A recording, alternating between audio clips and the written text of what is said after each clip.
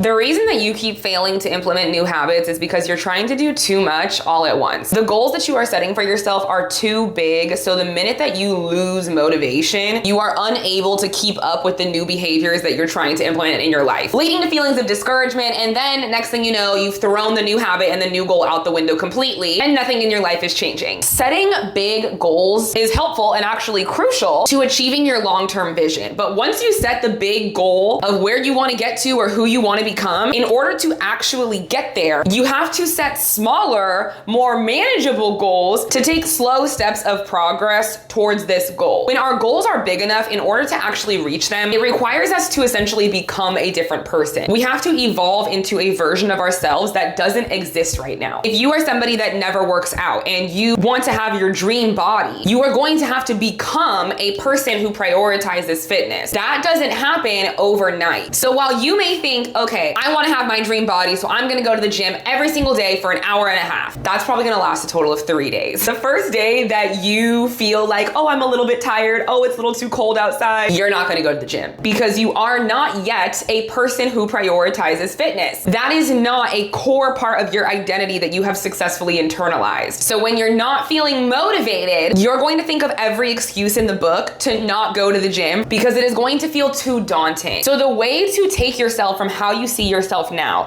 to how you want to see yourself in the future is to identify the overarching goal. Like, this is what we're shooting for. And then identify smaller, manageable steps that you can take each day to help you get there. So instead of setting your goal as I'm gonna go to the gym every single day for an hour and a half, if you've never set foot in the gym before, make a more realistic goal. I'm gonna exercise 3 times a week for 30 minutes. This could be a walk.